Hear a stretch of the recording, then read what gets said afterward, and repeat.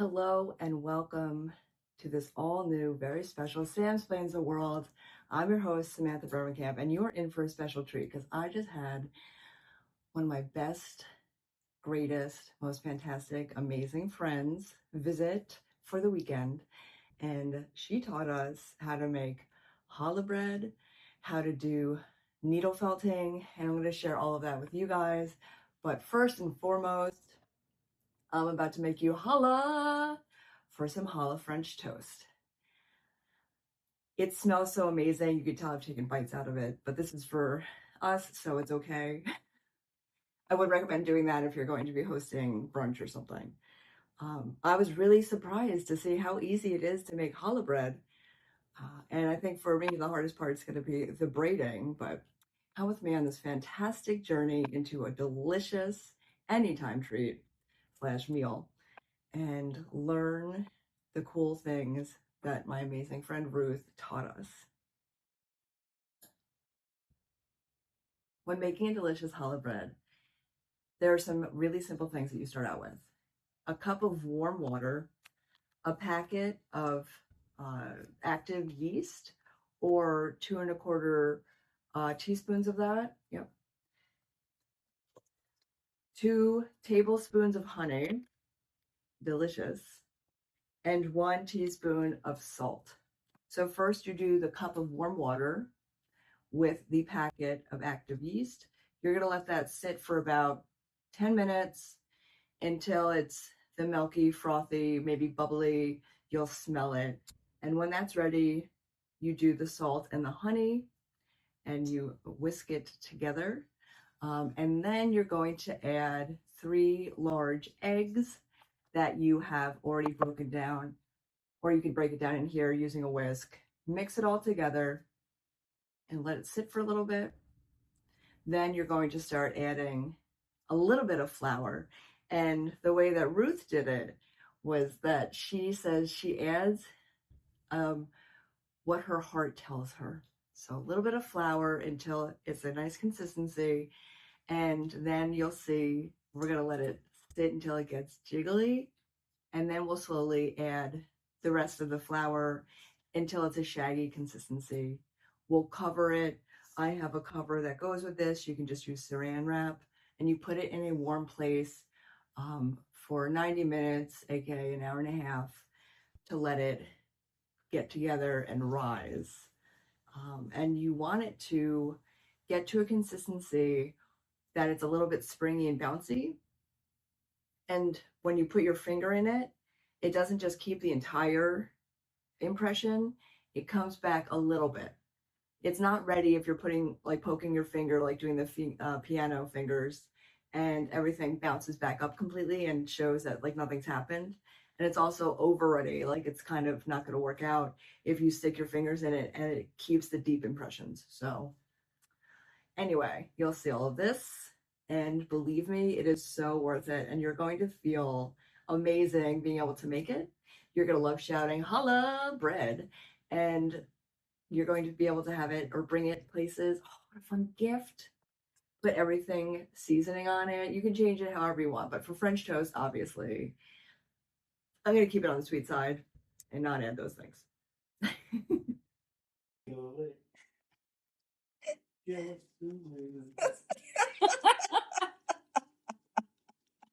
It's got the jiggle.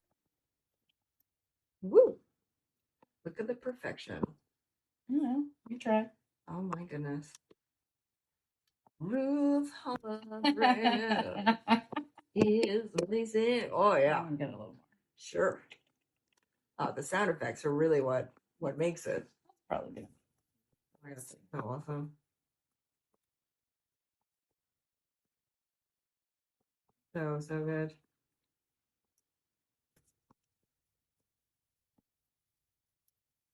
So you can also use the stand mixer, which Okay, yeah. I often do until this point. Okay. And it would, at that point, you can't handle it anymore. Right. Yeah, don't break the machine. That's Yeah. amazing. You want to do that? And it's coated. Coated in oil. Awesome. And we can just reuse this. Perfect. Cover it again. Doesn't need anything special. Perfect. And then we wait. Hour and a half. Awesome. That's it.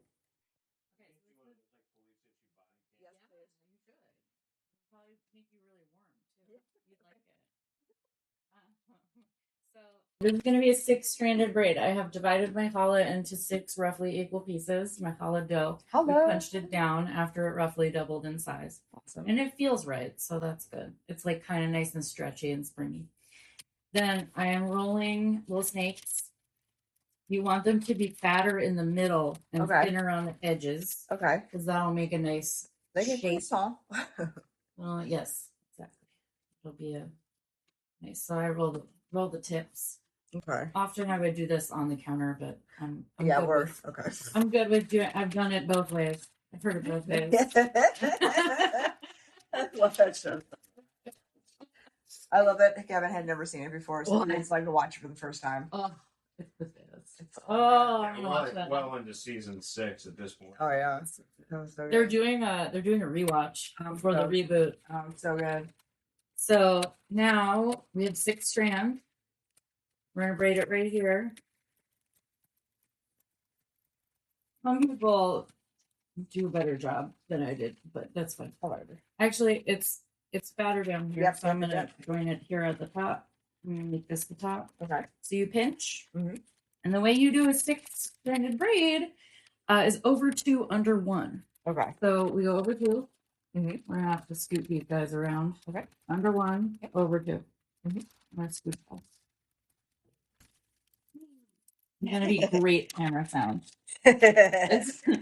And so then we go over 2, under 1, over 2.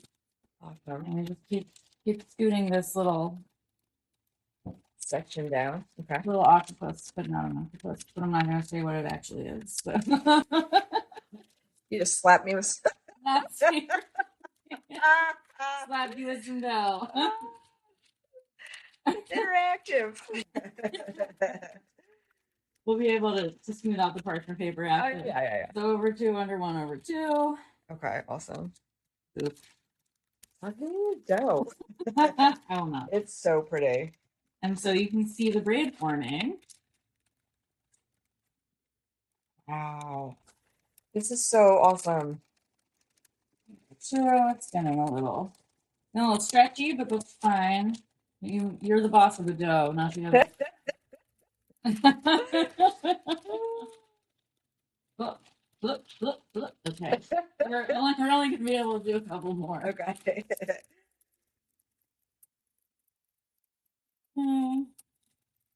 This is probably the last one. Oh my god, so fun. Yeah, we're just kind of gonna. What a beauty! And then I'm gonna tuck it in. Oh, it's so pretty, Ruth. And there you got your challah braid. That is gorgeous. And then you want to smooth out.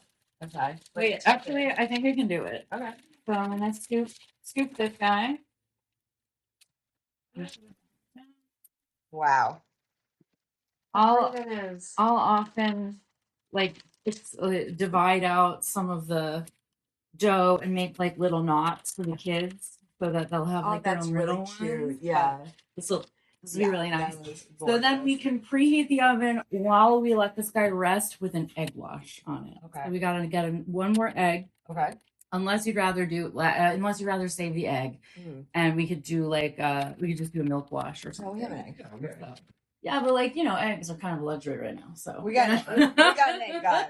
You got a guy. So we gotta egg wash this bad boy, and that'll make it nice and brown and crusty on the outside. So do you egg wash it and then let it sit, or let it sit? Yeah, we can egg wash it, let it sit. Okay, cool. While the oven preheats, and then we can come in with a little bit more egg wash right before it goes in the oven. All right, perfect. Awesome. Yeah.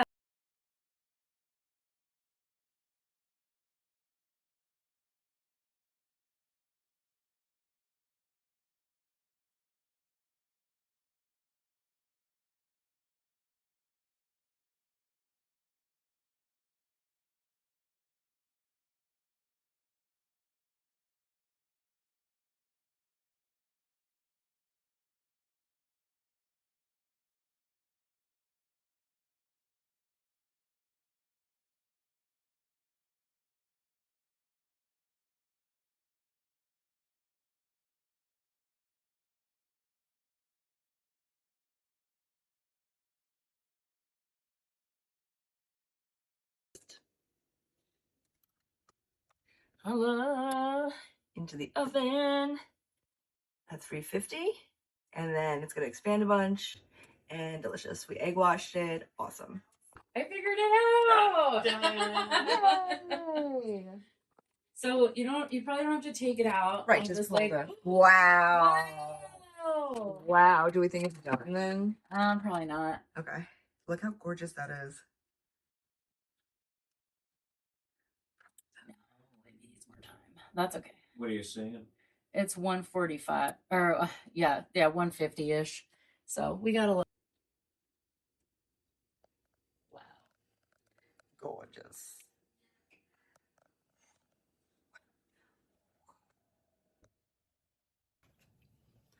So first, we made the challah bread, and we made sure it was extra hard because we were going to make it into French toast. So we purposely cooked it longer than it would normally go just for straight challah bread. And just like with French toast, you're using the same as a base, right? You're using, for this, 6 eggs, about a cup of whole milk, some vanilla extract, cinnamon, cardamom, nutmeg. I did a little ginger and a little clove. I like that. You can, of course, season to whatever your taste is. And we're going to do the super simple pour over method as opposed to taking a pan and individually trying to cook these really thick slices of challah bread. Where literally you make like what chefs call the custard part, which is this. And then we're really just going to pour it in and let it soak. And for the best French toast, you want it to be a little more stale, so it's stronger to take in the custard to soak up and not just become mush.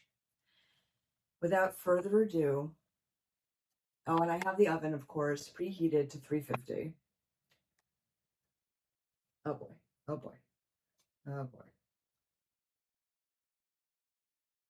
You're going to want to open it a little bit to get inside. Make sure all the slices are getting exposed.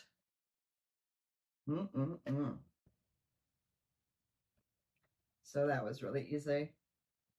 And if you missed a spot or whatever, don't worry. This is going to absorb it. It's going to be so good. I am so excited and so thankful that Ruth was able to take the time and we had the best time. We went to Black Creek. We went to the PA Dutch Farmers Market, which I'm sure you're all aware of. And if you're not, you're in for a treat if you're able to take some time away and go there. I would not go there if I was hungry because you're going to end up putting down basically a mortgage because everything in there is so wonderful, so beautiful. You can eat there, which our neighbors do, and they had recommended it to us, which is how we found it. Fresh breads, great meats, desserts, and of course, produce. Okay. This is basically all. It's already soaking up perfect. And now we're going to pop it in the oven and then check on it periodically. Obviously, when you smell it, it's ready. But that's really easy. Just being able to pour it over. Just like if you're doing like a pancake in a pan, it's like the same method. Only way more delicious because this is challah bread and it is 100% more enchanting and delicious. So after pouring the mixture over, you're going to sit this in the fridge for at least 2 hours covered with saran wrap.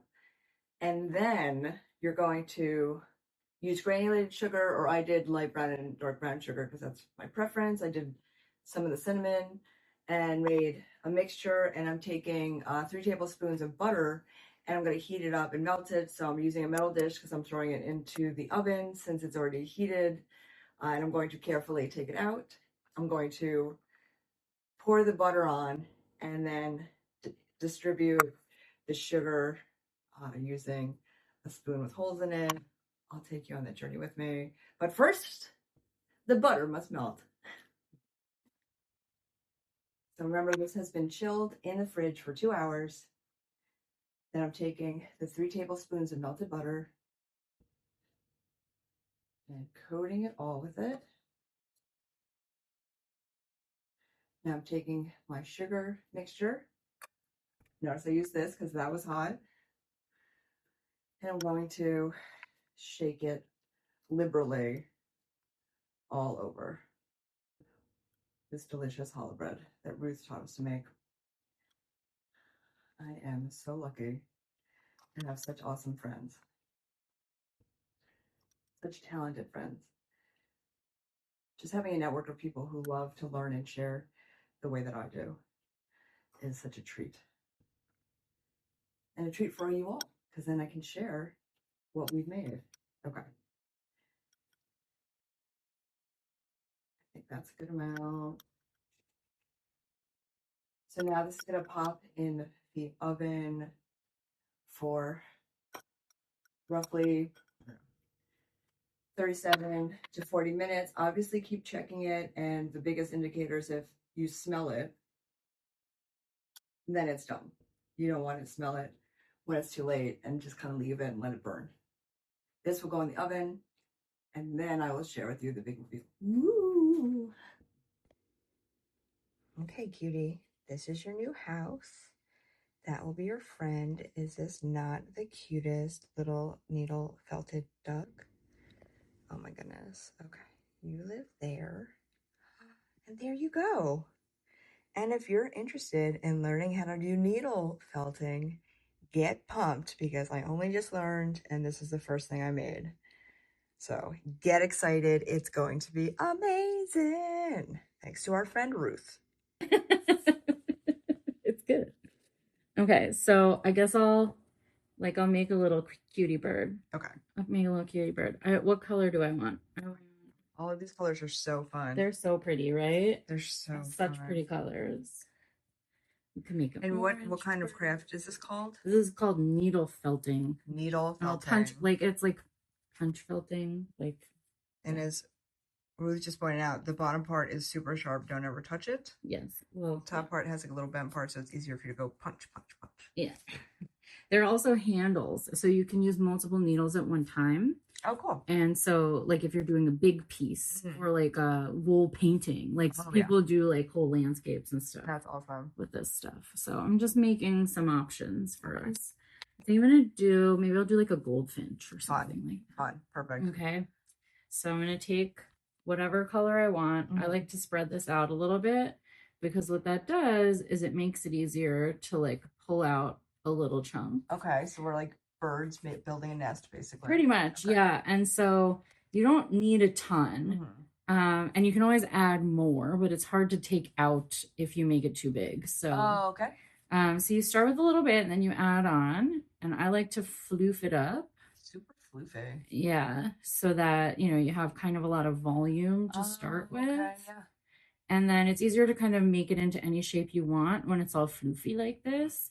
So if I want to make a bird shape, that's kind of like a peanut, right? Like a little peanut. So I'm going to start with a circle. Okay. And I just sort of moosh it up with my hands until it's roughly the shape I want. And then I put it down on the foam and I just start stabbing. And it literally is just this. You want to keep it away from your fingers. And you want to, so the foam is there to protect your surface. Okay. And help catch the needle. And so just kind of poke. And you can see it's starting to form. And what's happening is that wool fibers have a lot of texture and they want to stick together. Oh, wow. And so you can do this with water too.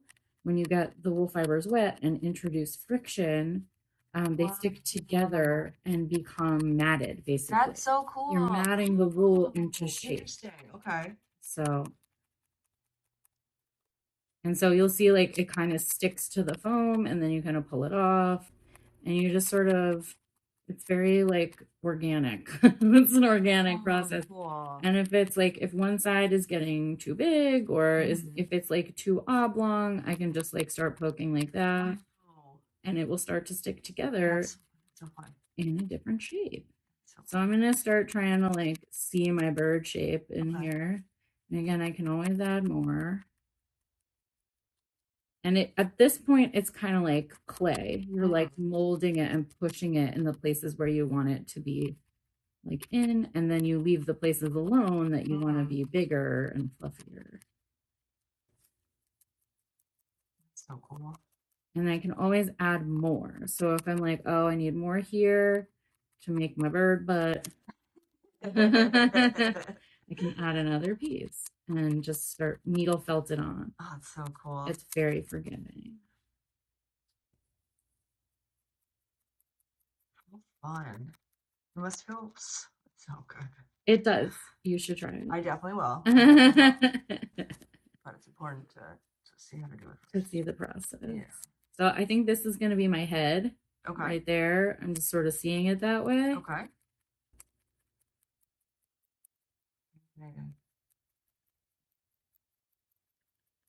My friend taught me how to do this, and she is like really incredible at making like actual pictures with it. Wow. So she'll take a piece of felt and then put all this roving. This is all just wool roving. She'll put it on top of it and like blend it all together. You can make custom colors and like just blend. So my bird is like a little skinny, I think. That's okay. It's a little baby bird. It's a little tiny baby bird, but I want it to be a little chubbier. Okay. And I also like, see how it's like kind of straight? I kind of want the tail to be like up a little bit more. Okay. Okay. So what I'm going to do is I'm going to like hold down that part and then like poke it in kind of and flip it up. And then it's going to start to stay that way. And see how it's like more of a bird shape now? It's starting to be like the shape of a bird. So it's like it needs some work. It's going to be slow, but yeah. I've made finger puppets where I like cut out the finger puppet out of felt and then made the details on top of it with this roving. So that's fun. And we saw somebody made flower pot cozies. Yeah, like that. So, so they cute. and they did like a scene of like a a little cottage and stuff. It's really cute. Yeah, that's really cool. Yeah, so it's good. I'll probably put like the wing on in a different color. I could also I could have made a custom yellow, like mixed in a little orange and stuff. So you can really mix it like paint too. Cool.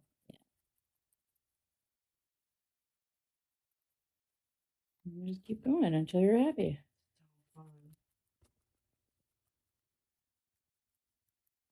And then my kids will steal them. Yep. And that's how it goes. Like this little tail. This looks like it could be a duck. Might be a duck now. Okay. That was what you made with the. I know. Zoe just loves ducks. Yeah. So. Well, they're adorable. I love ducks too. Yeah.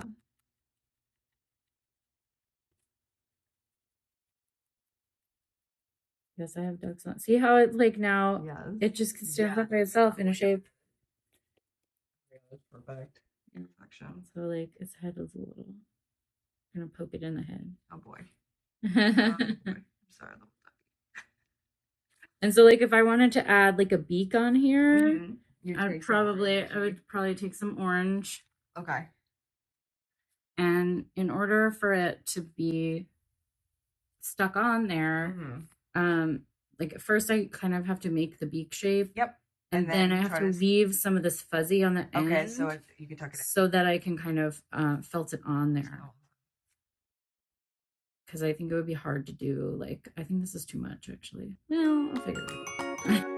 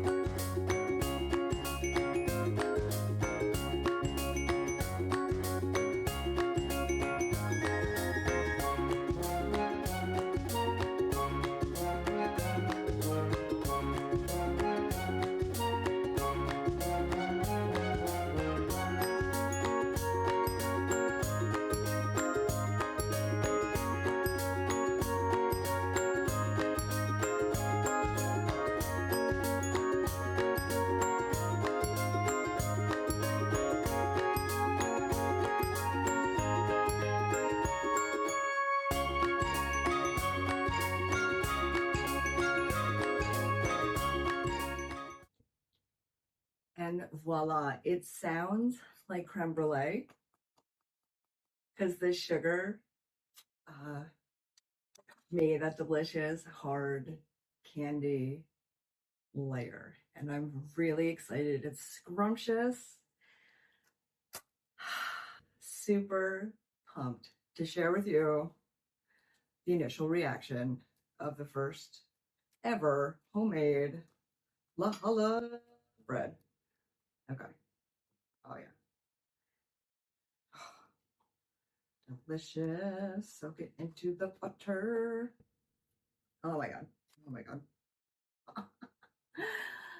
I can't believe how easy this was. Just a little bit here up because obviously there's already a lot of sweetness going on, but as Kevin always likes to say on his humming bee, I love sweet things.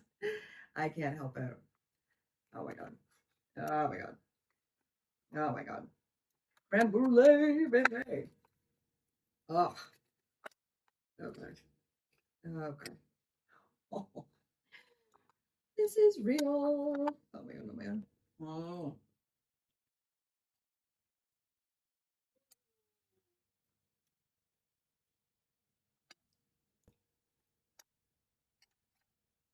Oh my goodness.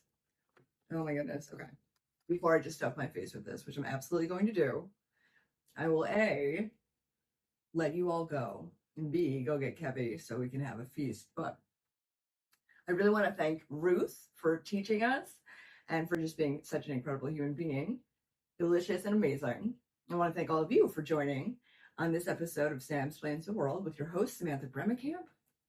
I hope I've inspired you to try making challah bread if you haven't already, and then turning that gorgeousness into French toast in this method with a pan in the oven. So easy.